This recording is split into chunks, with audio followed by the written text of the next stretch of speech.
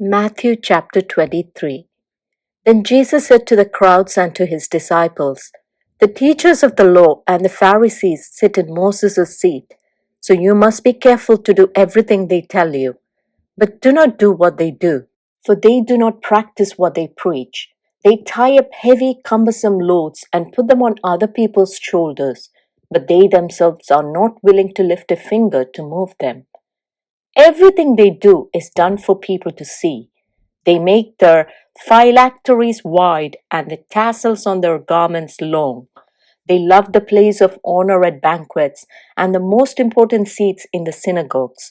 They love to be greeted with respect in the marketplaces and to be called rabbi by others.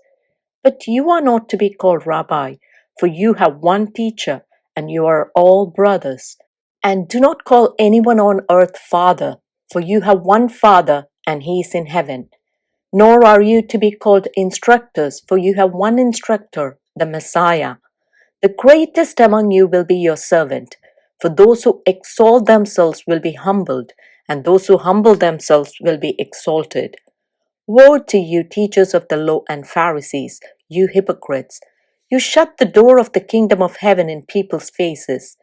You yourselves do not enter, nor will you let those enter who are trying to. Woe to you, teachers of the law and Pharisees, you hypocrites! You travel over land and sea to win a single convert, and when you have succeeded, you make them twice as much a child of hell as you are. Woe to you, blind guides! You say, if anyone swears by the temple, it means nothing. But anyone who swears by the gold of the temple is bound by that oath. You blind fools, which is greater, the gold or the temple that makes the gold sacred? You also say, if anyone swears by the altar, it means nothing. But anyone who swears by the gift on the altar is bound by that oath. You blind men, which is greater, the gift or the altar that makes the gift sacred? Therefore, anyone who swears by the altar swears by it and by everything on it. And anyone who swears by the temple swears by it and by the one who dwells in it. And anyone who swears by heaven swears by God's throne and by the one who sits on it. Woe to you, teachers of the law and Pharisees, you hypocrites! You give a tenth of your spices, mint, dill, and cumin, but you have neglected the more important matters of the law, justice, mercy, and faithfulness.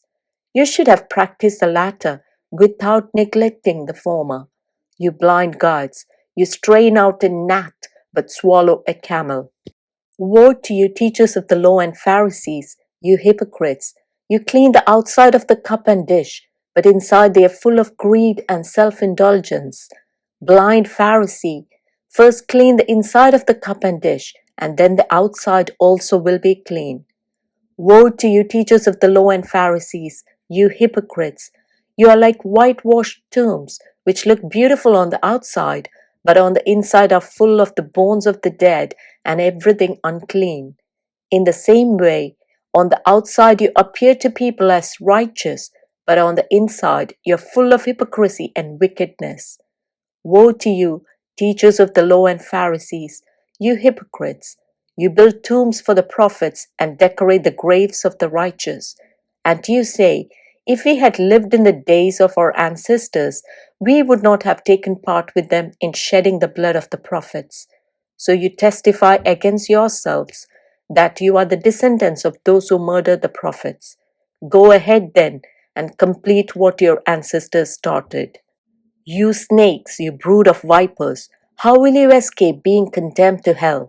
Therefore I am sending you prophets and sages and teachers. Some of them you will kill and crucify. Others you will flog in your synagogues and pursue from town to town. And so upon you will come all the righteous blood that has been shed on earth, from the blood of righteous Abel to the blood of Zechariah son of Berechiah, whom you murdered between the temple and the altar. Truly I tell you, all this will come on this generation. Jerusalem, Jerusalem, you who kill the prophets and stone those sent to you, how often I have longed to gather your children together, as a hen gathers her chicks under her wings, and you are not willing. Look, Your house is left to you desolate. For I tell you, you will not see me again until you say, Blessed is he who comes in the name of the Lord.